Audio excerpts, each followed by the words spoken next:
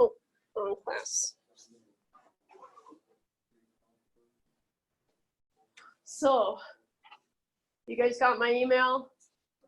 I'm sorry I had to wait so long to send it. I was pretty disappointed. So I had that email drafted for a long time, kind of since Saturday morning, because I kind of thought it was going to happen anyways. And then, of course, Saturday night, we got the email saying, okay, starting Monday, we'll start shutting this down. And so I had that email drafted, and then we got an email from kind of the dean's office saying, don't talk to your students, don't email them until we have a statement. We get this statement, and it's like, it says nothing. So I'm like, okay, cool. It's like, talk to your professor. Your professor will communicate with you what the plan is. I'm like, so I could have let you guys know.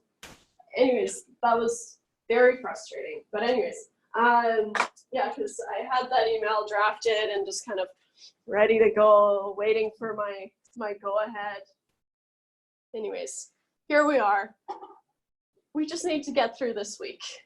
Okay, so we are going to have a test on Wednesday, and then we're going to transition to online after that, right? And so we'll come here, write our test, and then after that we'll do online delivery.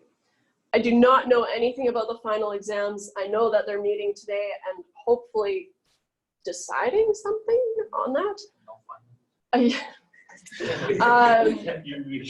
What I will say is that after this test, I'll be pretty happy either way, right? If we have a final exam, cool. If we don't have a final exam, I think we have seen enough material to kind of test, because we've seen, Anovas, we've seen regression, we've kind of tested regression, and so I'm happy with what we have done as far as testing goes. So I don't think that I'm allowed to say no final exams or anything like that, right? But we might just do kind of a quick online type quiz instead to wrap up the material that hasn't been tested on this test, that kind of thing. And so I was talking to Joe and just kind of saying, well, if I get through Wednesday and we do this test, then I'll be happy with where you guys are at. I want this test to be easy, okay? I do not want this test to be hard. There's still going to be a lot of material. Chapter 5, Chapter 6, right? So the Anova stuff that we've covered, we'll dip into interactions, probably as far as maybe interaction plots, right?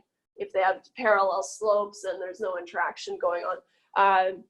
But I would say that the majority of this test, and I put most of it together yesterday,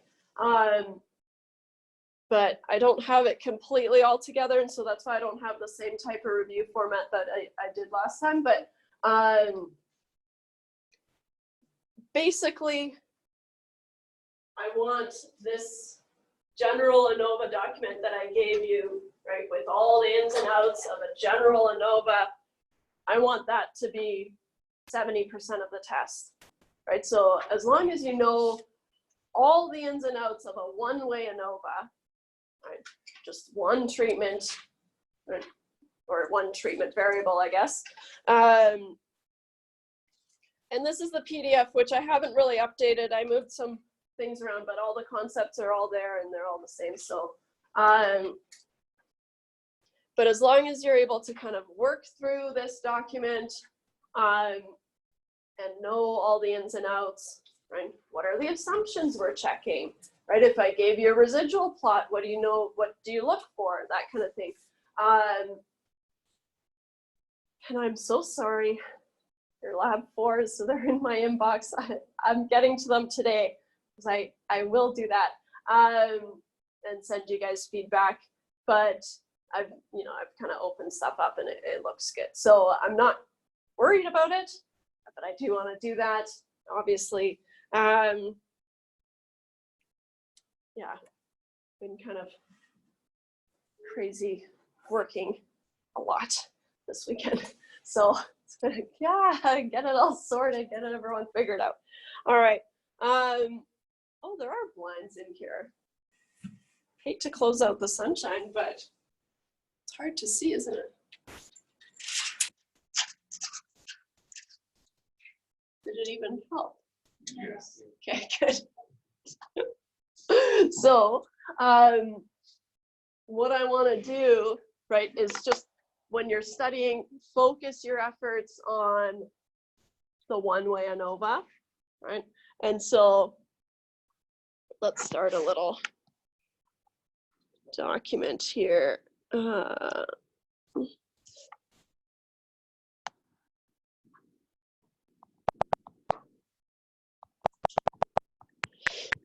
Stat 240.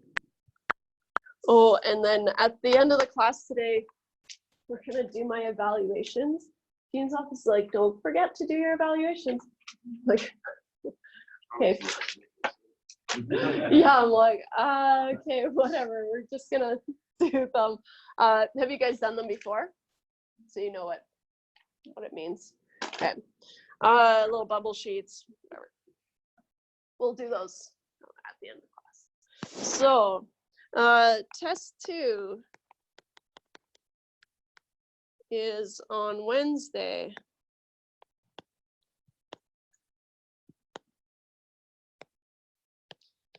And then meeting remotely after that.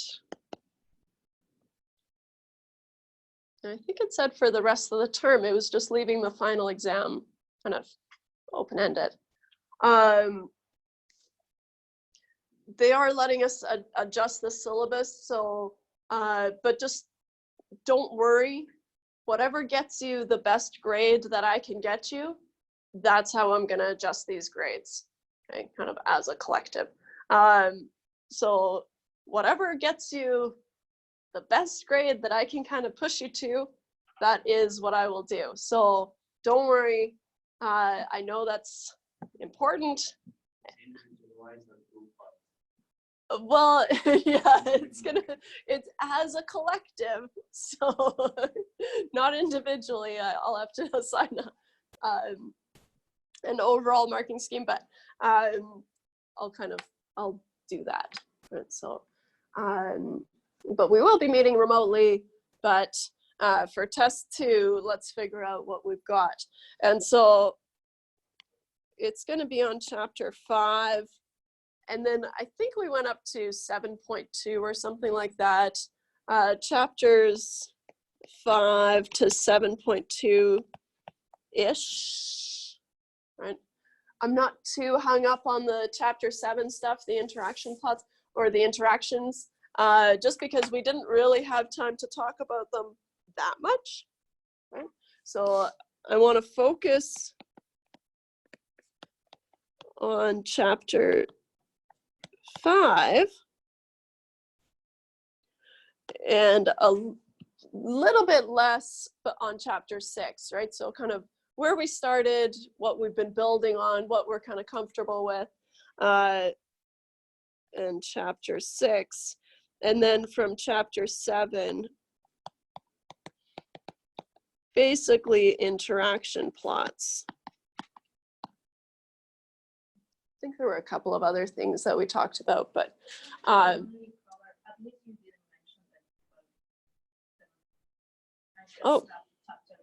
Yes.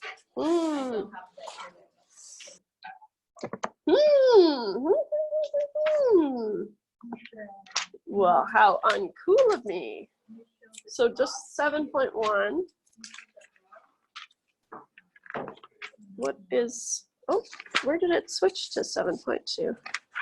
I went from 7.2 is the design. I think I only, yeah, you're right. Thank you. 7.1-ish.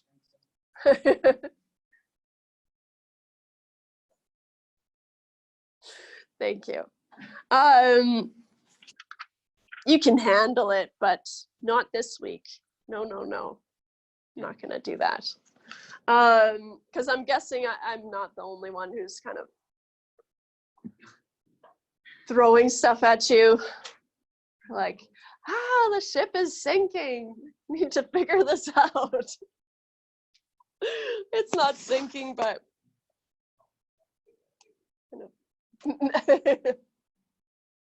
so focus on chapter 5, right? That's where we built up our basics.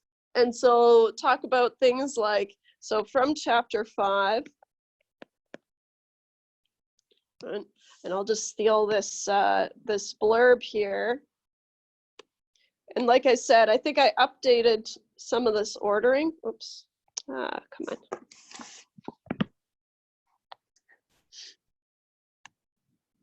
I'll just plunk it in so that we don't have to write it out again. Just talk about it. Oh.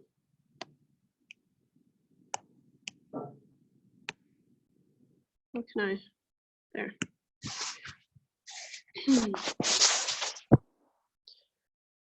Right, and so how this is going to go is I'll give you some scenario, right? Here's some experiment or observational study that we're going to focus on, and then ask you questions all around that, right? And so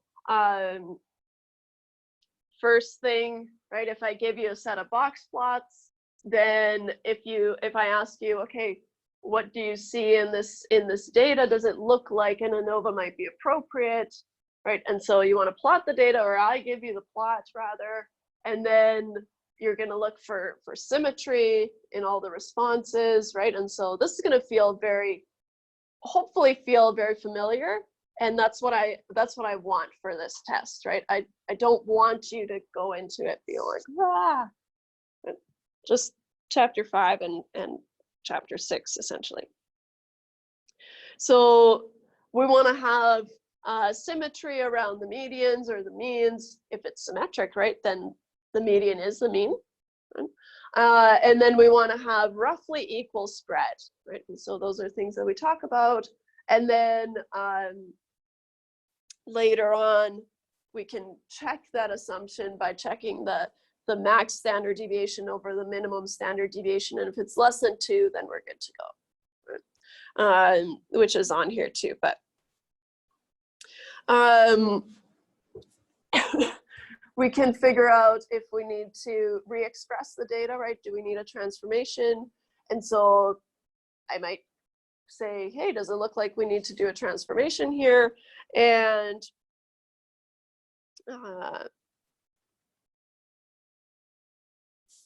that's when we use that log graph, right? Where we use the logs of the, is it the logs of, yeah, the standard deviation over the logs of the sample means, or against. And then we're looking for the slope. So if I give you the slope of that, right, then you would probably, I would ask you, what transformation would you recommend? And right, if you've got the slope of 0, then no transformation is needed. If you've got a slope of 0.5, then you should do the square root, right? And so things like that, those you'll need to keep in mind, right? The slope of 1, then you can just stick with the log transform. Oh, this is the blurb that I actually brought up to taking the logs, because it actually goes more with taking the logs, right? Because if we have a small response, a 0 response, we can't take the log of 0, but we can take the log of 0.01 or even 1, depending on the scale of the rest of the responses, right? And so we just bump it up by a little bit to be able to take the logs. And right, so far so good. Looked at the data. What's not on here is, here, I'll just make a little note. Oops. See below. Because there's some theoretical things that aren't on this, right? Things like what does the model look like, right? And so our model for a one-way ANOVA is going to be the response Yij is the overall, the grand mean, plus, and then just for kind of extending it later, I'm going to use tau for the treatments, treatment I, plus the error Ij.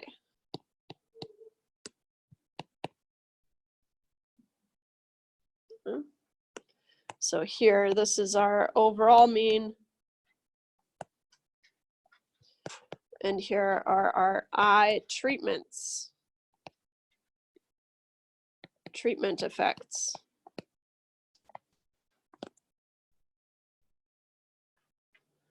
And then, of course, the errors. Right? So that's a one-way ANOVA if you're only looking at how one treatment affects the response. Right? And then here's, of course, our response.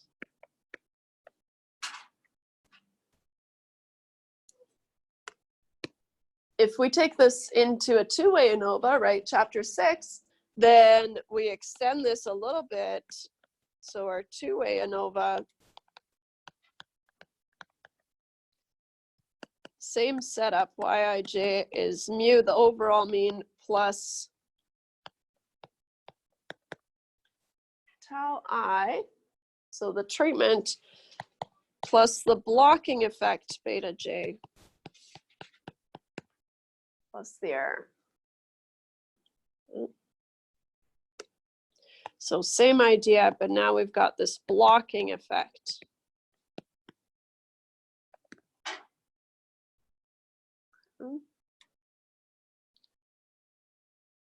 So there's usually a treatment that we're interested in, but then there are the blocks that we take into account just to eliminate that variability, right, between the blocks that might not be accounted for.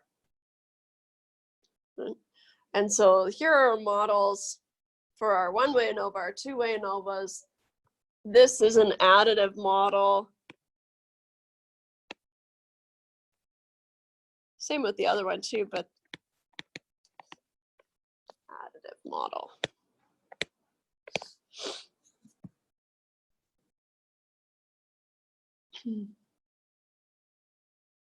After the test, we'll talk about the interaction model and stuff like that, but let's not worry about that for now. Although you've basically seen it before, right, where we do x1 times x2, and it has some coefficient. It's the same kind of setup. Okay.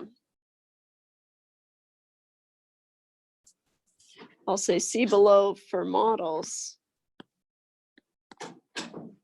Okay.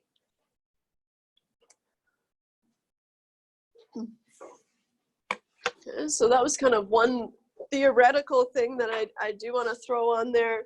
But the rest is going to be kind of applied, basically walking you through a report and asking you questions about it. Just kind of seeing how much you know. So then you're going to run your ANOVA, right? And so I give you the ANOVA output, and I'll ask you, what's going on here, right? What conclusions can you draw from this ANOVA? And so if the ANOVA is significant, then of course you explore these individual treatment effects, because the ANOVA just says that, hey, there's something going on here, right? It doesn't tell you which treatments are different from the others, right? Of course, if you find an insignificant ANOVA, unless you suspect there's blocking, right, that could be done, right? Maybe I should add that here.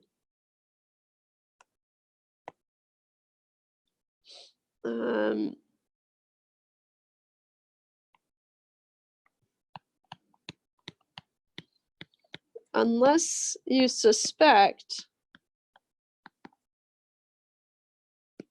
blocking might help, right? we talked about that. That can happen if we run an Anova and there's a blocking effect that hasn't been captured, then all that gets put in the error term, and then that kind of drowns out the treatment effect, right? And so if there is a blocking term, and of course sometimes we don't have any other variables, right? We just have to go with what we have, then you're done, right? If you don't find a significant Anova, you're done, right? Unless you have more variables and you say, well, I could probably try blocking and see if I'm able to tease out some of these treatment effects.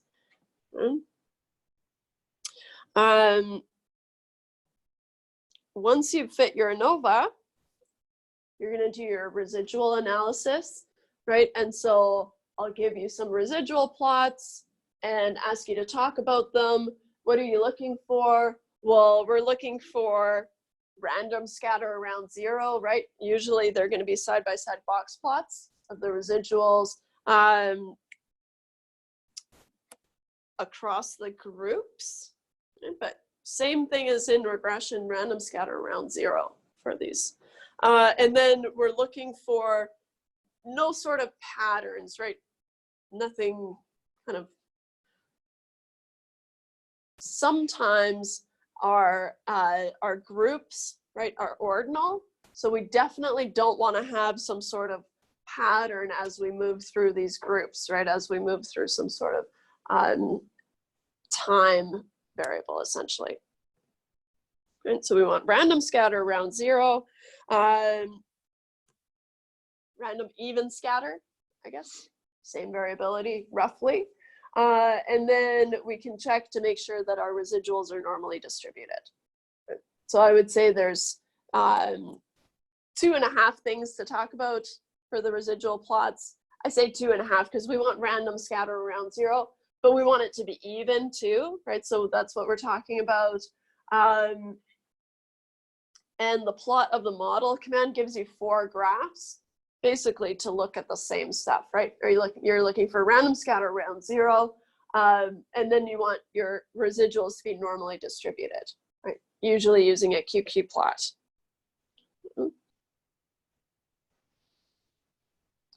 Any questions so far?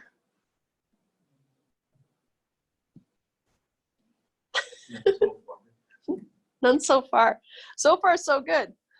Okay. So you fit your model, you do your residual analysis, and, well, you don't. I do, you talk about it. And then we're going to analyze the individual treatment effects, right? So you can build confidence intervals, or you can calculate the effect sizes. And I know effect sizes are kind of weird, right? But they just tell us how big is this difference when I compare it to the rest of the data, right? When I compare it to what I would expect to see, is this difference going to matter, right, in the grand scheme of things? So it might be significant, but is it going to matter overall when I look at my overall data?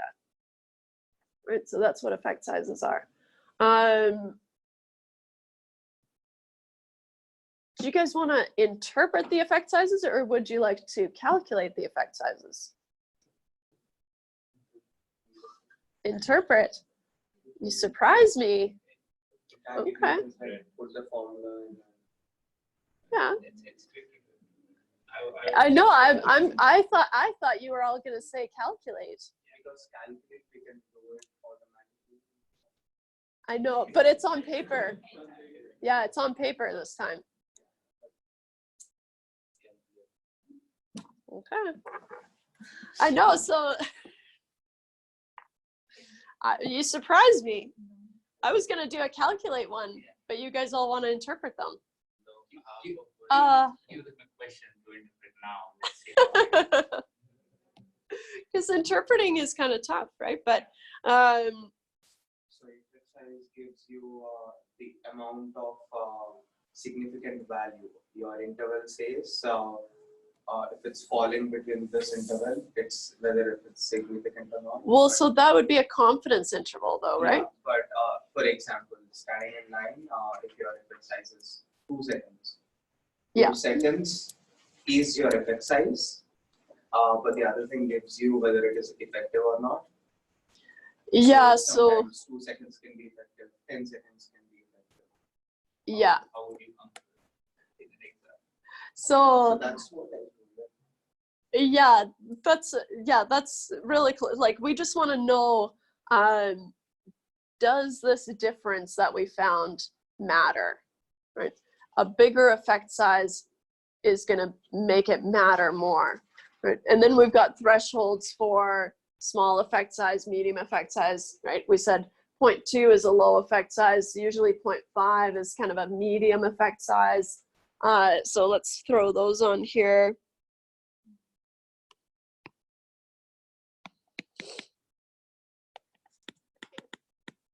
Effect sizes, kind of a low effect size is if it's less than 0.2-ish or 20%. Effect size of 20%. We don't really care that much about it. We're not going to go and spend a ton of money on that effect size, right? And so moderate is kind of less than 0.5, so 50%. Put a 0 on there. And then usually a high effect size would be something, I want to say, greater than 0.8 or so. Is it 0.8 that I used? Yeah. So moderate, high, it's kind of wishy-washy there, right? Just kind of go with the flow. If you're landing on something like 0.6, I'd say that's moderately high. Right? Kind of go from there. Which means that the difference that you found is going to matter, right? And so here,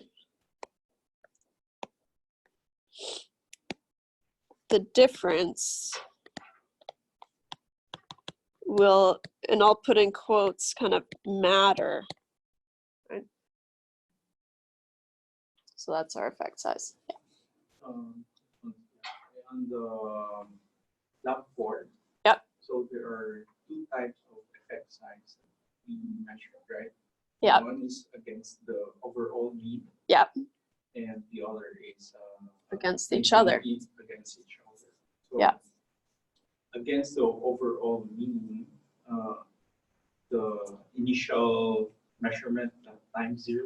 Yeah. It has 1.8 or 180%. So a very high effect size then, right? I'm 1.8 and then convert it to a percentage, 180%. Yeah, so the time point 0, and now I'm not very familiar with that data. So you guys will know better the data set than I, but if time point 0 has a huge effect size, right, then the difference between, and is that on its own or between other, is that from the grand mean? Grand mean. Yeah. So then the difference between the grand mean and the initial time point is huge, and it will definitely matter. And I'm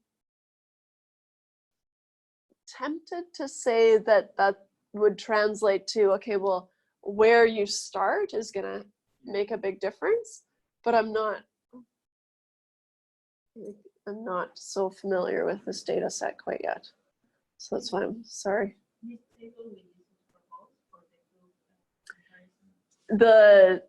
This cutoff, yeah, that's for any effect size. Yeah. So when you're calculating individual effect size, you're comparing with group overall mean. Yeah. Big mean, but when you're doing paid calculation, so now you're comparing 2 groups mean. Yep. So you're just knowing the difference between these 2, not with respect to the whole. Yeah.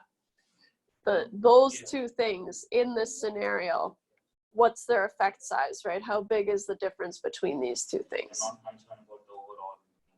No, it just kind of ignores that. Yeah. Yeah. So there's the two effect sizes that you can calculate or that we could look at. The individual effect sizes of the treatments, which is the effect size from just the overall everyone else. And then we can boil it down to just individual, so pairwise treatment differences.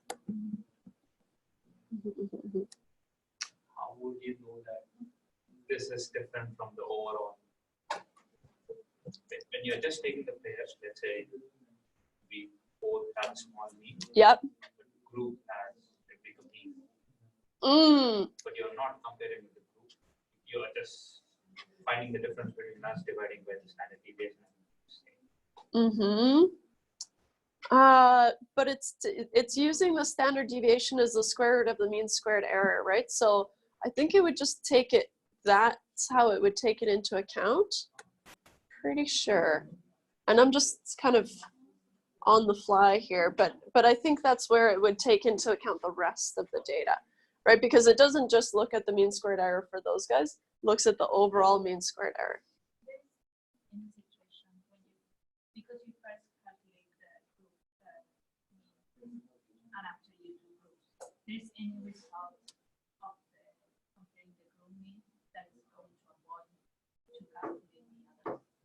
I mean that it can have a small effect compared with the group mean.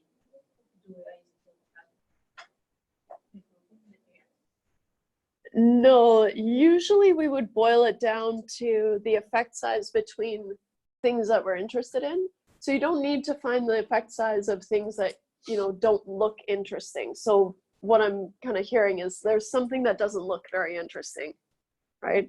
And so then, no, I'm not really concerned about that. Unless it's, To know if interesting or not, we take the interval, overlapping. yeah, you could even start with the box plots, right? When you look at these box plots and if you see something that you're like, oh, I actually think that this one is going to be kind of significantly different from the rest of them, then you can kind of zero in your analyses around those, right? Around that treatment. So you'll, once you see your box plots, you'll have a pretty good idea of what might be interesting and what is not going to be that interesting, right? So if you see something that's kind of way out of the ordinary and everything else is hanging out in the same spot, this is the one that you want to look at, right? Figure out the effect size from the ground mean, but also maybe to the individual treatments, that kind of thing. So just kind of, you'll have a good idea as soon as you plot the data, what might be interesting. You can definitely go ahead and find effect sizes and confidence intervals and all that fun stuff for all of it, but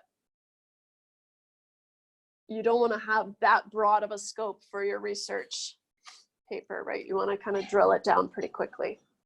But for the lab work which we have done, so the first 0 to 5 seconds was quite different when compared to the other time periods. Yeah. So we left this aside and we tried to know the difference, I mean the significance between these groups. Yeah. So we did the other. Yeah, so that's another way that you could go, right? Saying, well, this one's clearly, it's obviously different, right? I don't need to establish that it is different. I can already tell. You might do a quick test to say, oh yeah, it is different, cool.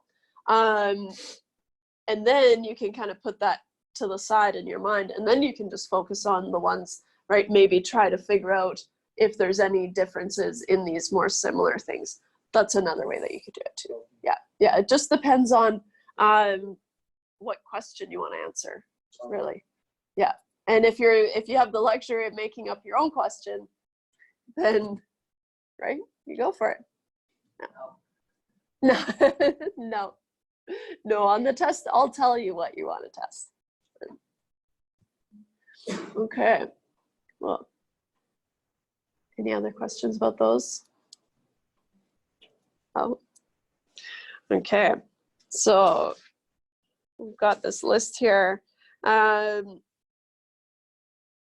yeah, but we talked about the residual analysis. the treatment effects. For this test, we're only going to do the least significant difference, right? So the LSD,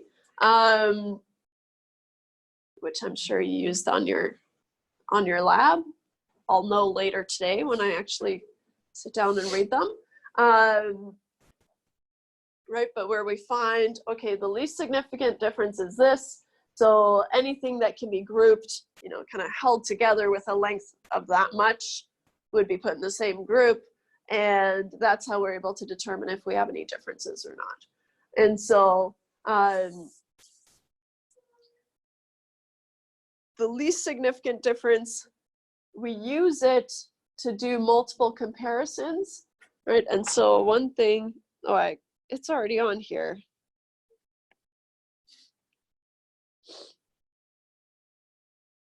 We use the LSD, right, to kind of minimize the type 1 error rate, right? So instead of doing multiple, and I know even to me, it feels like, well, if I'm comparing the differences to this distance, aren't I basically doing a hypothesis test, right, for each of them? But no, because we're not, you know, establishing a p-value for each of these, and we're not doing it the official way, right? We can get away with saying, no, we're doing multiple comparisons, right? And so here, oops.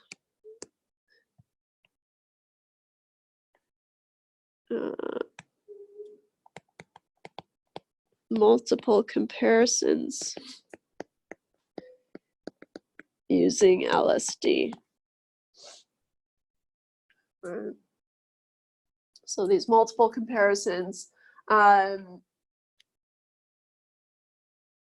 done without the use of p-values, and we're not really testing a hypothesis, we're just looking at the differences.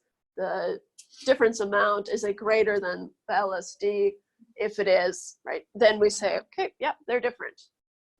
And so the key here is, if we're using the LSDs, then we're reducing we're controlling the type 1 error rate, which is rejecting H0 when we shouldn't have. Right? Okay. Compute differences. Oh yeah, it's just telling you how to do it.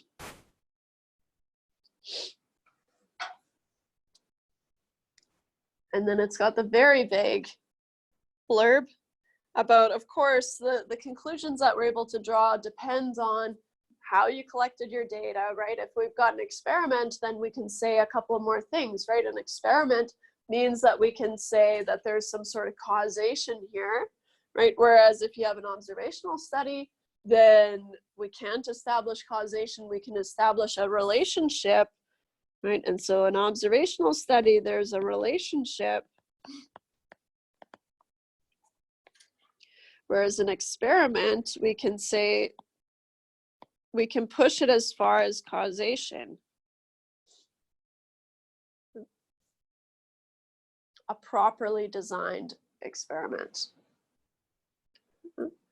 So the conclusions that we're able to draw depends on the data that we've collected, right? But also our model, right? And we can't say anything about a blocking effect if we did a one-way Anova without a blocking effect, right? That doesn't make sense.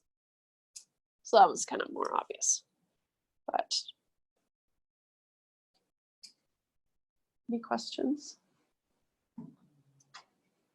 We talked about those darn Anscombe plots and the Tukey's, I think it's Tukey's something additive plot. Let's see here.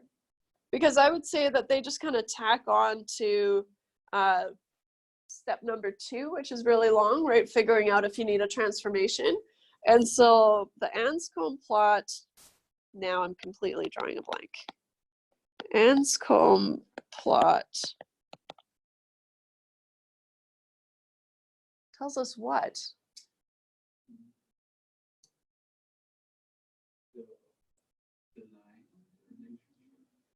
Mm-hmm. With respect to the Yeah, you have different language. yeah. What it is, if it is parallel, is something, if it is parallel, Yeah, if the slope is the same as the reference line that we established. But what does it tell us? Oh, shoot. These darn things. That's your line. Yeah. Yes. I had it, but oh, maybe it's in my here. This is me scribbling. Anscombe plot to assess whether an additive plot is appropriate.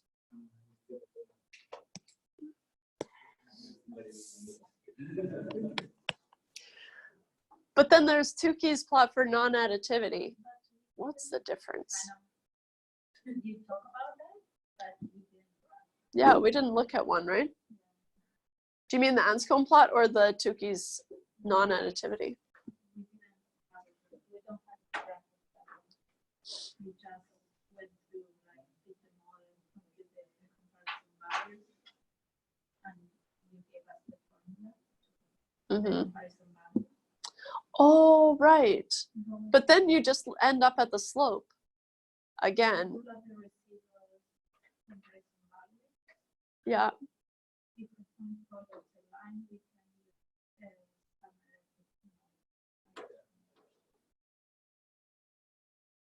Mm-hmm. Wait, that's for the Anscombe plot, right? Or is that the Tukey's? Hang on. To assess whether an additive model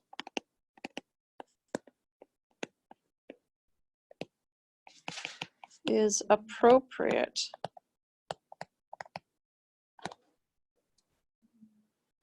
Tukey's plot for non-additivity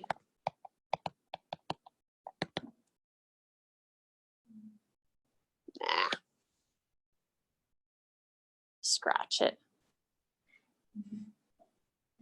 If it's not in my brain, how can I expect it to be in your brain?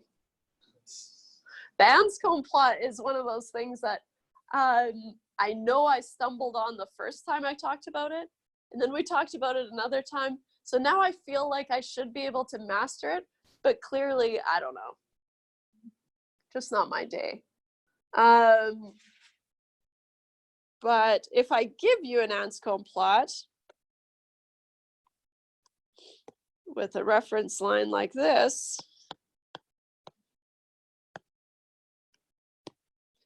and the data ends up looking like this,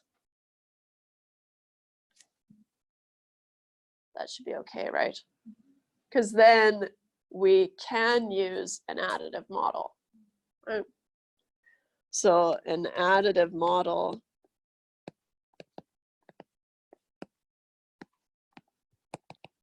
is appropriate.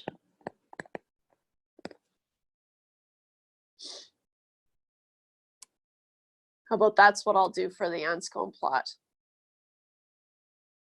Sound good? Right. If the slope is roughly equal to the reference line, then it's appropriate. What else did we do? Well, we introduced the blocking, but then when we're kind of looking at output, you'll just have a blocking effect with a p-value and a treatment effect with a p-value. Doesn't really change much, does it?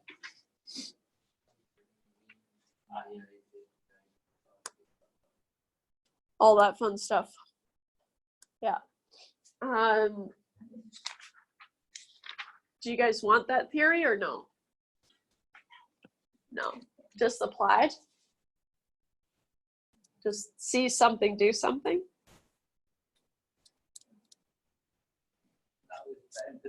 Yeah, this is what I'm asking. I'm asking what you want on this test, guys. So, oh, I'm like, hello.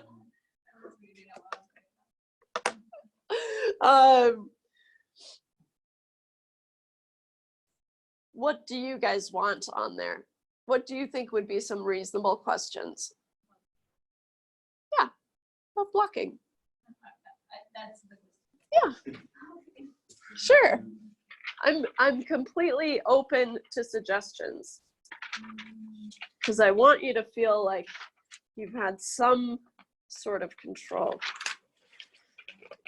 in this weird time. Points with this to be here. Yeah, everyone gets 1 mark for doing the bubble sheets. Yeah, works for me.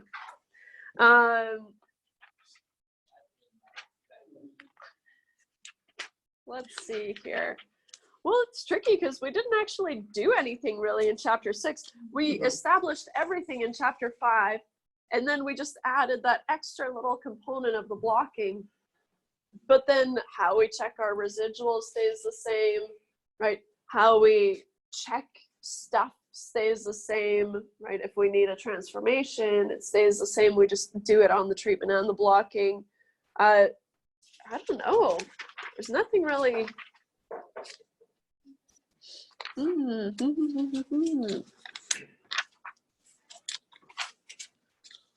So definitely focus on chapter 5. This one, the Anscombe plot is from chapter 6, yeah.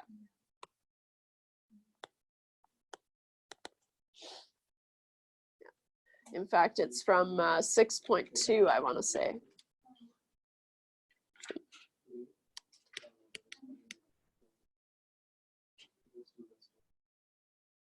Okay.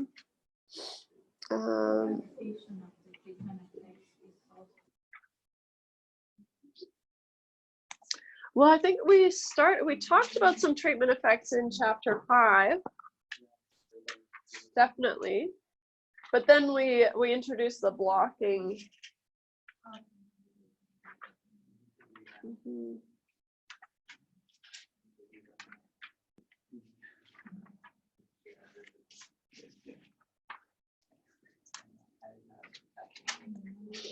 But whatever I test is going to be, you'll be able to answer all the questions from our notes, right? And so just stuff that we've talked about. I mean, sometimes I kind of blah, blah, blah and don't write it all down, but you'll have kind of the grand scheme of things in our notes, and that's what I'm going to be using. And I'm not going to go into some obscure place in the textbook and find some random thing, right? People do that, but I never do, really. I didn't, yeah, no. I say that, but then your test one was really hard. I didn't make that test though, I cheated. Now I'm paying the price. This one I'm making, this one's gonna be mine. It's gonna be fine, okay?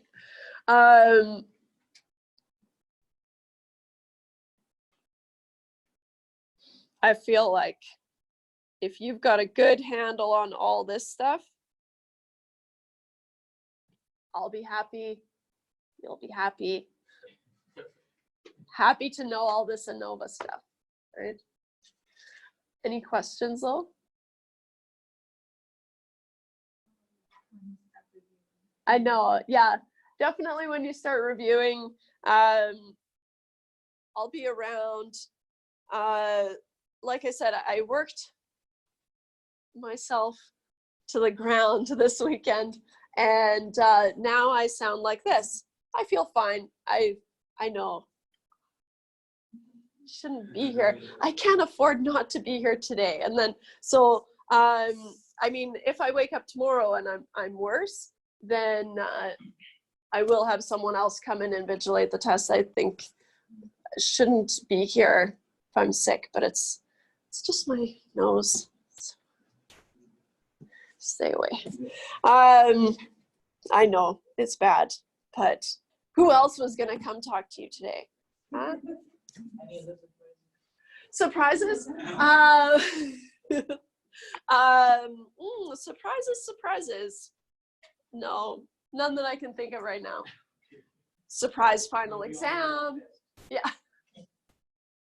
No, we're gonna do test 2, but I am using this I want this to boost your grades, right? Like I want you to remember that this is supposed to, as long as you put in some time and kind of really drill this down, I want this to boost your grades, because this is a way that I can show, you know, Joe or whoever that, well, I tested this stuff in class and here's what I tested and here are the grades that they got.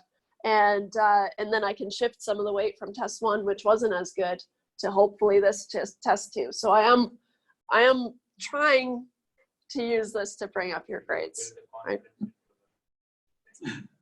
Yeah, the confidence interval for your grade, well, what do we want it to be? We would want it to be centered on a high value, but pretty tight, right? Yeah. Yeah.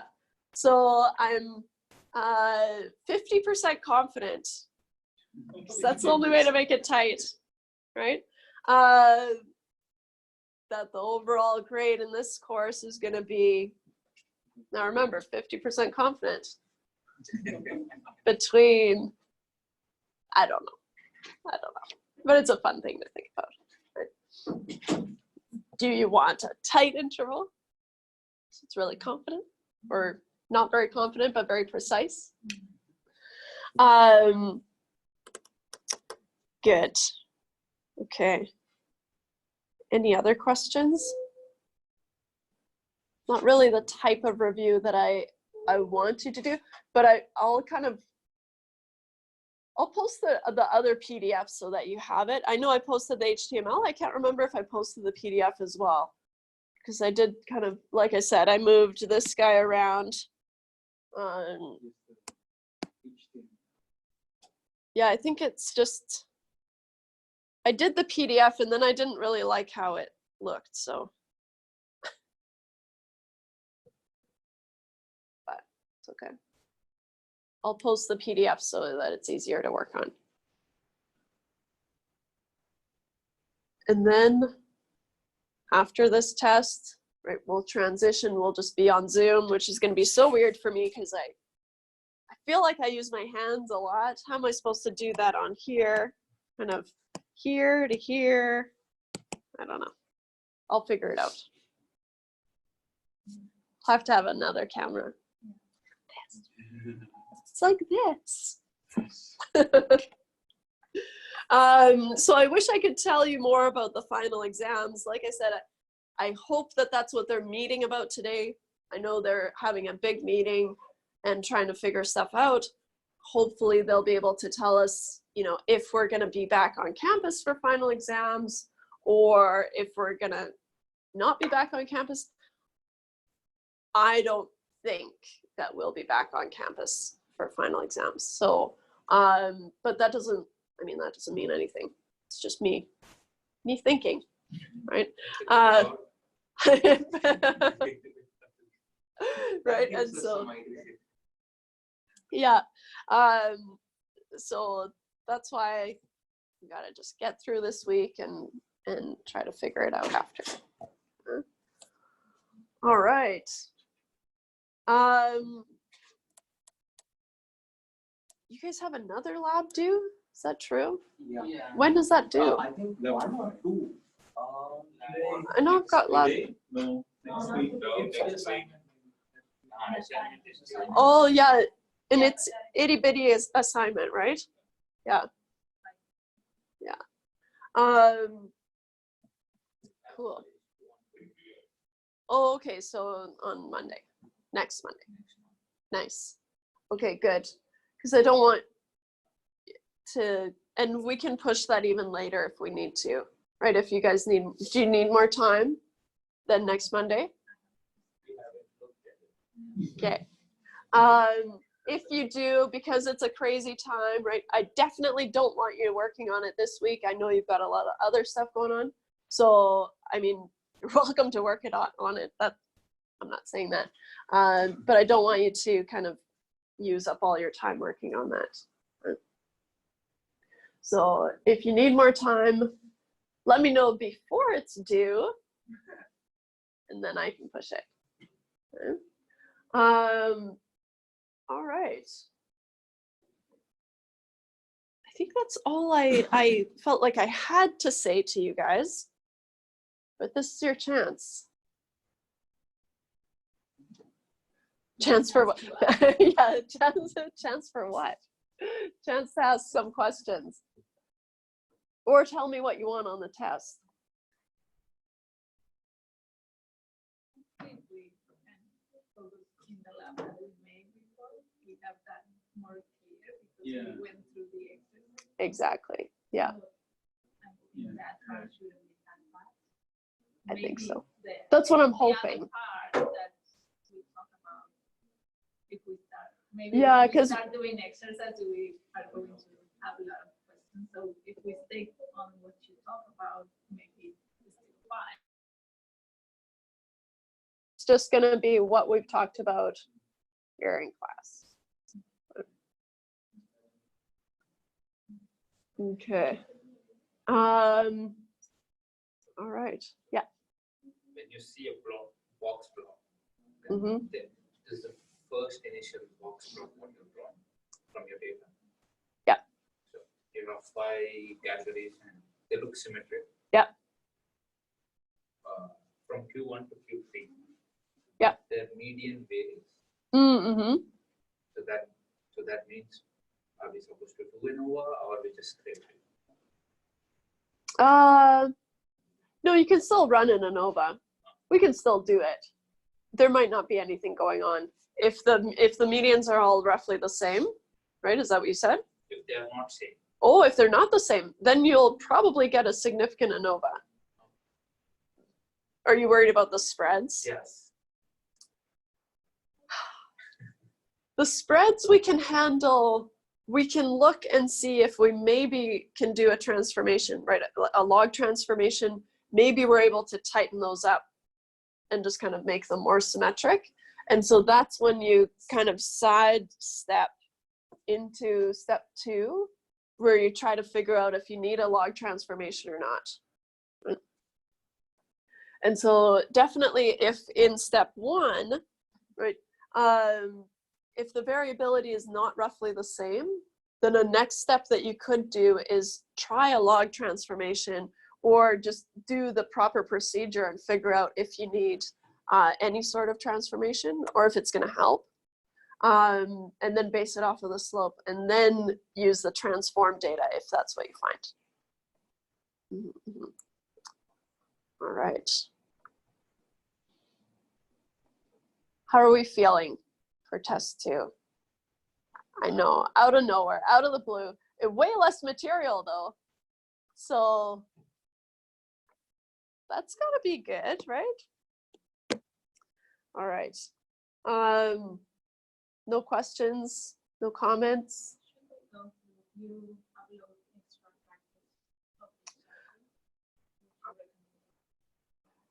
Yeah, I mean, it would just be for chapter 5 and 6. Oh, I guess we didn't talk about,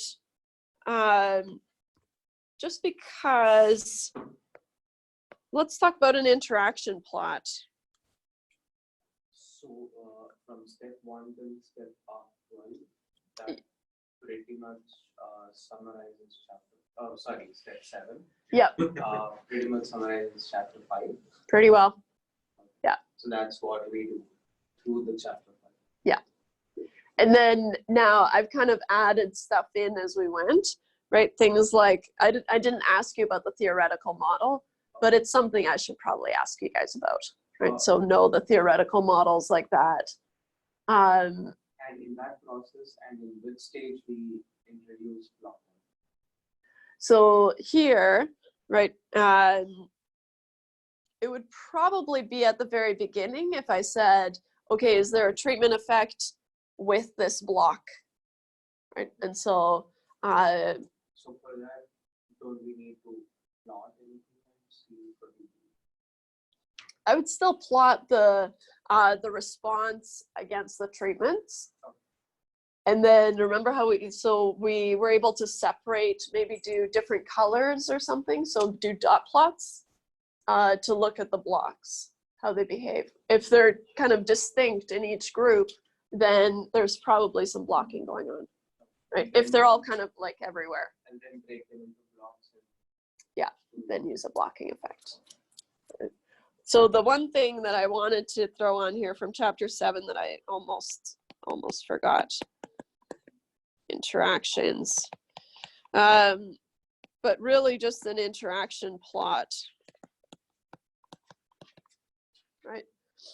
If I give you an interaction plot, I want you to be able to tell me whether you think there's an interaction or not, right? And so if you've got something like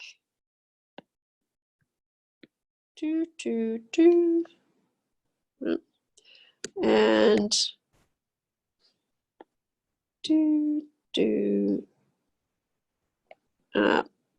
well, actually, that was a bad example. How do I make these different? Like this, maybe.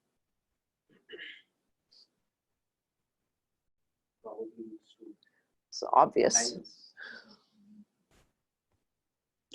So here, right, you've got group A, B, or treatment A, B, C, and D.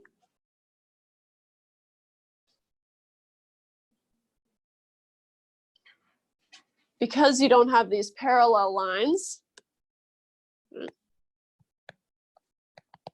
interaction, right? Lines are not parallel, right? And they kind of crisscross and whatever. Whereas if you have something that looks like even remotely, I want to do something fun, but like this. A, B, C, right? All my treatment means. And then if I've got my second group here, and it looks a little bit something like this, roughly parallel, right? So interaction not present, right? We can say that they're roughly parallel. I'll even dip it down a little bit, but nothing.